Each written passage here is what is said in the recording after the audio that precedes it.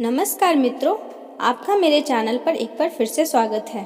आज के इस वीडियो में आप सफला एकादशी व्रत की कथा का श्रवण करेंगे। यह व्रत पौष कृष्ण पक्ष एकादशी को रखा जाता है। इस दिन भगवान विष्णु की पूजा का विशेष विधान है। इस व्रत को धारण करने वाले को चाहिए कि प्रातः स्नान करके भगवान की आरती करे तथा भोग लगाए। ब्राह्मणों तथा गरीबों को भोजन अथवा दान देना चाहिए। रात्रि में जागरण करते हुए कीर्तन पाठ करना अत्यंत फलदायी होता है। इस व्रत को करने से समस्त कार्यों में अवश्य ही सफलता मिलती है, इसीलिए इसका नाम सफला एकादशी है। इसकी कथा इस प्रकार है। अर्जुन बोले, हे भगवान, पौष मास के कृष्ण पक्ष की एकादशी का क्या नाम है? उस दिन कौन से देवता की पूजा होती है और उसकी विधि क्या है? यह सब आप मुझे विस्तार पूर्वक समझाइए। श्री कृष्ण भगवान बोले, हे अर्जुन, प्रेम के कारण मैं तुम्हारे प्रश्नों का विस्तार सहित उत्तर देता हूँ। अब तुम इस एकादशी व्रत का महात्म्य सुनो। पौष मास के कृष्ण पक्ष की एकादशी का नाम सफला है। इस एकादशी के देवता नारायण हैं। इस एकादशी को पहले लिखी विधि के अनुसार व्रत करना चाहिए और नारायण जी की सफला नाम की एकादशी में मुझे ऋतु के अनुकूल फल अर्पण करें। मनुष्य को 5 सहस्त्र साल तपस्या करने से जिस पुण्य का फल मिलता है, वह पुण्य भक्ति पूर्वक रात्रि जागरण सहित सफला एकादशी का व्रत करने से मिलता है। हे अर्जुन, अब तुम सफला एकादशी की कथा ध्यान पूर्वक सुनो। चंपावती नगर में एक महिष्मान नाम का राजा राज्य करता था। उस राजा के 4 पुत्र थे। उन पुत्रों में सबसे बड़ा पुत्र लुम्पक राजा का महापापी पुत्र था। वह हमेशा पर स्त्री गमन तथा वैश्याओं के यहाँ अपने पिता का धन व्यय किया करता था। वह सदैव देवता, ब्राह्मण, वैष्णव आदि की निंदा किया करता था। जब उसके पिता को अपने बड़े पुत्र के बारे में ऐसे समाचार ज्ञात हुए, तब उसने उसको अपने राज्य से निकाल दिया। जब लुम्पक सबके द्वारा त्याग दिया गया, तब वह सोचने लगा कि अब मैं क्या करूं, कहाँ जाऊं। अंत में उसने रात्रि को पिता की नगरी में चोरी करने की ठानी। वह दिन में रहने लगा और रात को अपने पिता की नगरी में जाकर चोरी करने लगा तथा अन्य बुरे कर्म करने लगा।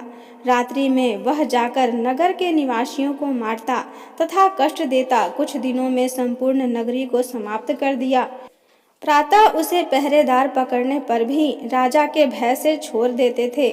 जिस वन में वह रहता था, वह भगवान को बहुत प्रिय था। उस वन में एक बहुत पुराना पीपल का वृक्ष था तथा उस वन को सब लोग देवताओं का क्रीड़ा स्थल मानते थे। इस जंगल में पीपल के वृक्ष के नीचे महापापी लुम्पक रहता था। कुछ दिनों के बाद पौष मास के कृष्ण पक्ष की दशमी के दिन वह वस्त्रहीन होने के कारण शीत के मारे मूर्छित हो गया। शीत के कारण वह रात्रि को न सो सका और उसके हाथ पैर जकड़ गए। उस दिन वह रात्रि बड़ी कठिनता से बीती, परंतु सूर्य नारायण के उदय होने पर भी उसकी मूर्छा न गई। सफला एकादशी के मध्याह्न तक वह दुराचारी मूर्छित ही पड़ा रहा।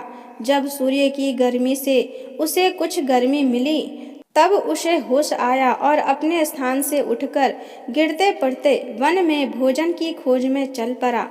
उस दिन वह जीवों को मारने में असमर्थ था, इसीलिए जमीन पर गिरे हुए फलों को लेकर पीपल के वृक्ष के नीचे आया। जब तक सूर्य भगवान अस्त हो चुके थे, उसने उन फलों को पीपल की जड़ के पास रख दिया और कहने लगा कि हे भगवान, इन फलों से आप ही तृप्त होवें।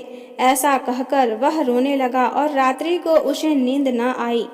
उस महापापी के इस व्रत तथा रात्रि जागरण से भगवान अत्यंत प्रसन्न हुए और उसके समस्त पाप नष्ट हो गए। प्रातः काल होते ही एक दिव्य रथ अनेकों सुंदर वस्तु से सजा हुआ आया और उसके सामने खड़ा हो गया। इसी समय आकाशवाणी हुई कि हे राजपुत्र, भगवान नारायण के प्रभाव से तेरे समस्त पाप नष्ट हो गए हैं। अब तू अपने पिता के पास जाकर राज्य प्राप्त कर। लुम्पक ने जब ऐसी आकाशवाणी सुनी तो वह अत्यंत प्रसन्न हुआ और कहा, हे भगवान, आपकी जय हो।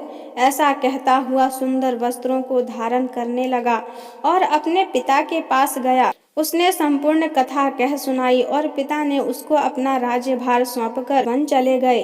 अब लुम्पक शास्त्र अनुसार राज्य करने लगा। उसकी स्त्री, पुत्र आदि भी नारायण के परम भक्त बन गए। वृद्धावस्था आने पर वह अपने पुत्र को गद्दी देकर भगवान का भजन करने के लिए वन में चला गया और अंत में परम पद को प्राप्त हुआ।